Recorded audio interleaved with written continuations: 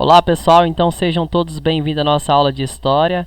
Nós que iniciaremos aqui uma correção, né, das atividades que foram passadas a vocês em sala de aula, certo? E que vocês estão prestes a realizar uma avaliação, né, referente ao conteúdo africanos no Brasil. Então, para enriquecer ainda mais o conhecimento de vocês, nós estaremos aqui com essa videoaula, né, demonstrando a vocês a correção da mesma. Beleza? Vamos iniciar então? Tranquilo. Certo. Primeiramente, ao iniciar aí, né, antes de tudo, tem algumas imagens, certo? Essas imagens aí são de pessoas importantes, né, que colaboraram, né, e que atualmente, né, desempenham um bom trabalho, né, no Brasil, certo? A primeira figura aí, então, é de Manolo Florentino, historiador, né, um dos maiores especialistas em economia colonial e tráfico atlântico. A segunda figura nós temos do Milton Santos, né? Entre 1926 e 2001, aí, um geógrafo, né? Com enorme contribuição em seu campo e na reflexão sobre a cidadania, certo? Então, aí um grande geógrafo, né? Na figura 2. Figura 3, né? O grande Gilberto Gil, cantor, compositor e ex-ministro da Cultura. Na quarta figura, né, nós temos a Terezinha Guilhermina, né, que é a medalhista em atletismo nos Jogos Paralímpicos em 2004, 2008, 2012 e 2016, né? Então aí uma grande atleta, né, a Terezinha, vem se destacando aí, né, nas Paralimpíadas, né, nos Jogos Paralímpicos, né? Sempre tem arrasado, né, nessas competições e está aí representando, né, o nosso Brasil. Certo. Questão 1. Aponte a alternativa incorreta e justifica sua escolha em seu caderno sobre o comércio de africanos pelo Atlântico. Questão A. O comércio, né, de africanos pelo Atlântico contribuiu para aumentar as guerras entre os africanos? Era uma atividade da qual participavam europeus, africanos e brasileiros? Envolvia vários produtos, sobretudo armas de fogo e pólvora? Letra D. Todas as lideranças africanas participaram da obtenção e venda de escravos pelo Atlântico? Opa, para aí. Até aí tudo bem, né? Porque com o comércio de africanos pelo Atlântico contribuiu, né, para o aumento de guerras entre os africanos. Isso é verídico. Era uma atividade de qual participavam europeus, africanos e brasileiros? Sim. Envolvia vários produtos, sobretudo armas de fogo? Sim. Letra D. Todas as lideranças africanas participaram da obtenção e venda de escravos pelo Atlântico? Será que todos foram a favor? Então aí temos a justificativa, né?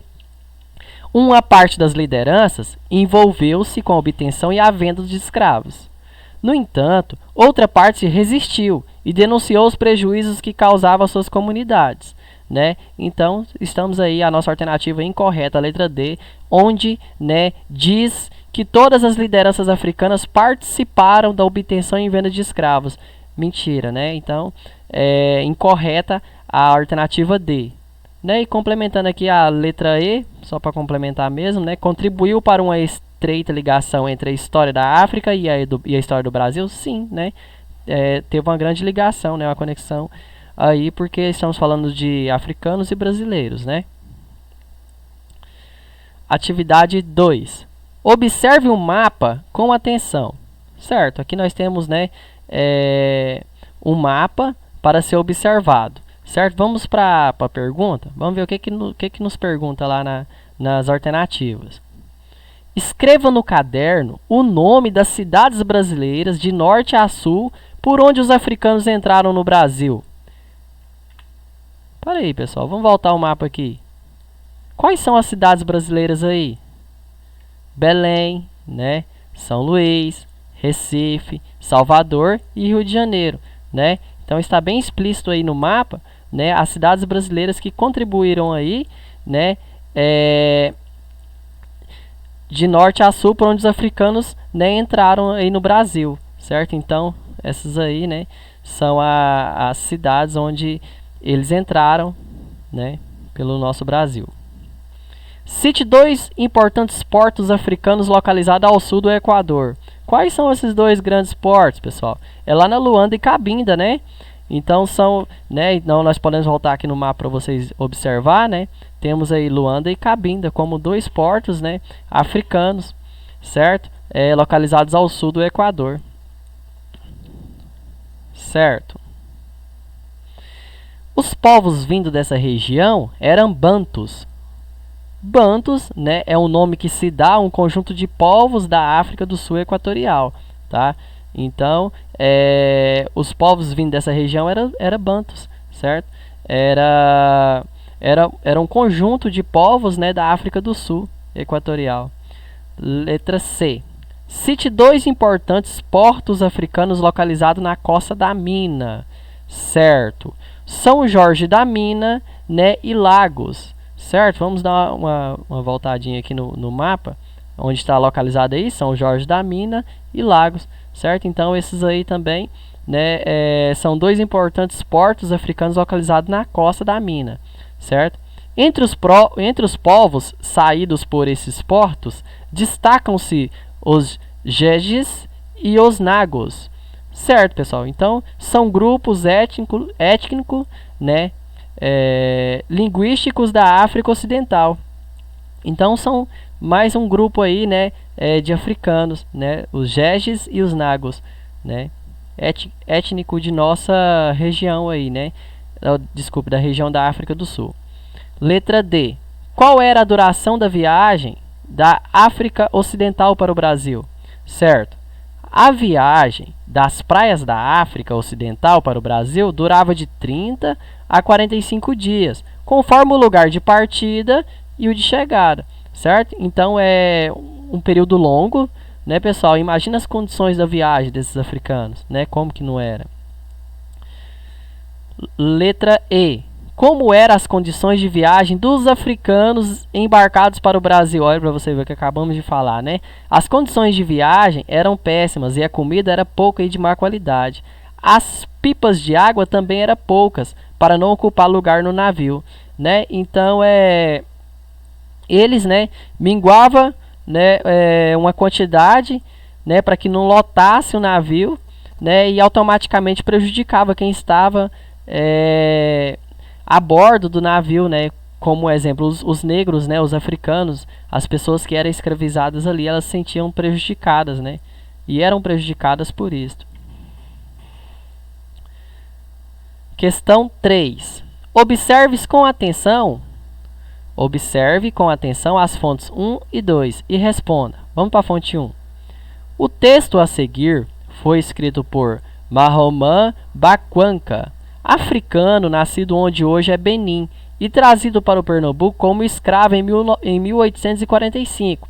Depois de obter a liberdade, ele escreveu um livro de qual se retirou o seguinte trecho: fomos arremessados nus, porão adentro, os homens apinhados de um lado e as mulheres de outro.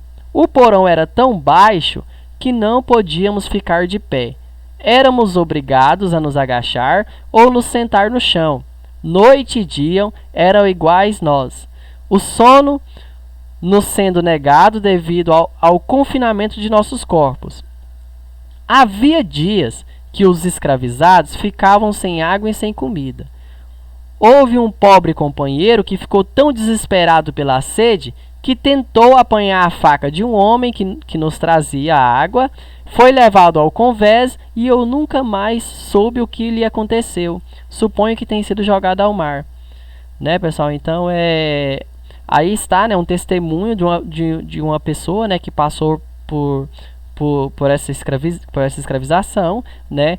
Ele está contando aí a situação, né, que ele vivia ali dentro, né? Então, está contando um relato.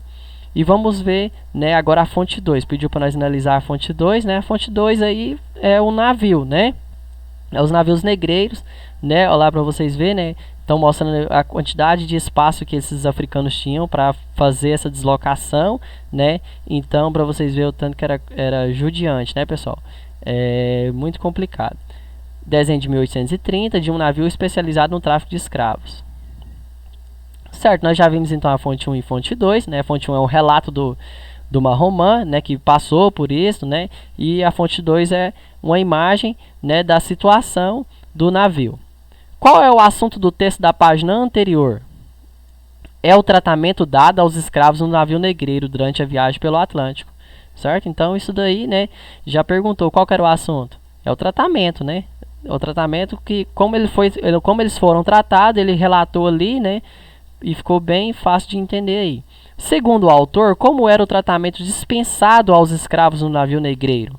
Os escravos eram apinhados no porão do navio negreiro. Em virtude da altura do porão, não era possível permanecer em pé, a comida e a água eram insuficientes, né? E alguns escravos, considerados indisciplinados, eram lançados ao mar. Foi o caso que ele contou do amigo dele lá, né? Do companheiro dele lá de escravização. Ele, né, obteve um ato, né, de apanhar uma faca lá, né, de um dos vigias, né, para tentar conseguir água, né. Você vê, uma coisa tão natural, né, e foi apinhado ao mar. Provavelmente foi apinhado ao mar porque ele nunca mais soube notícia do rapaz, né.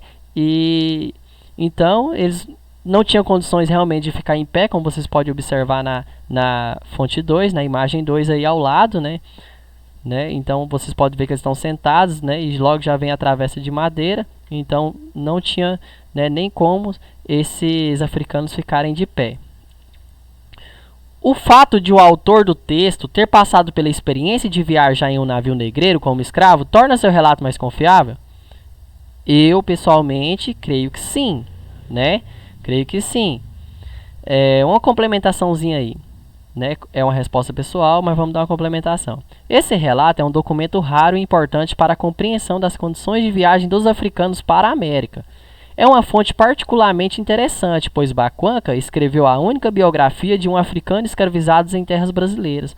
O trabalho de pesquisa sobre o assunto é do professor pernambucano Bruno Veras, certo? Né? Então, para mim é uma fonte, né? Uma fonte segura e confiável, porque se ele diz, né, que passou por isso, né, então não tem outra discórdia aí nesse assunto, né? Letra D. Agora observa a imagem, fonte 2, ela reforça ou nega a descrição feita por Bacuanca na fonte, né? Então é até interessante que eles trouxeram, né, uma imagem, certo? Que realmente justifica o que o Bacuanca estava relatando lá na fonte 1, né, no texto. A imagem reforça e ilustra o trecho em que Bacuanca diz: o porão era tão baixo que nem podíamos ficar de pé, éramos obrigados a nos agachar ou sentar no chão. Noite e dia eram iguais para nós, o sono nos sendo negado devido ao confinamento de nossos corpos, certo? Então, pessoal, a imagem 2, né, essa ilustraçãozinha aí já vem, né, para afirmar o que Bacuanca passou, né, o relato que Bacuanca passou, certo? Questão 4. Em muitas sociedades africanas, cabia às mulheres a venda de frutas, peixes, hortaliças, óleo de dendê, pimenta, fubá e outros gêneros de primeira necessidade.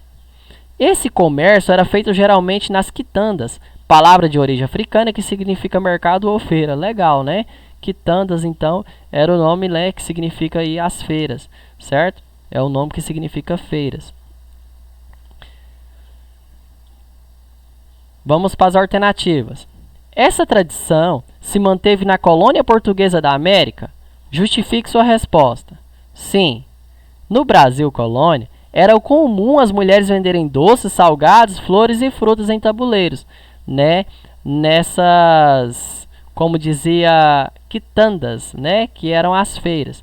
Então, as mulheres realmente, né, faziam esse serviço, né? Letra B. A imagem produzida no Brasil no século XVIII nega ou confirma as afirmações do texto? A imagem confirma sim, né? As escravas estão vendendo vegetais e animais, né? Então confirmou aí, né? A imagem, né, confirmou a venda, né? A venda de doces salgados pelas mulheres nas feiras. Letra C. Que aspecto da imagem nos leva a acreditar que a condição social das escravas de ganho era melhor do que as que trabalham no campo? Podemos perceber que as escravas estão com colares e brincos e mais bem trajadas do que as escravas de Eito e das Minas, por exemplo. Verdade.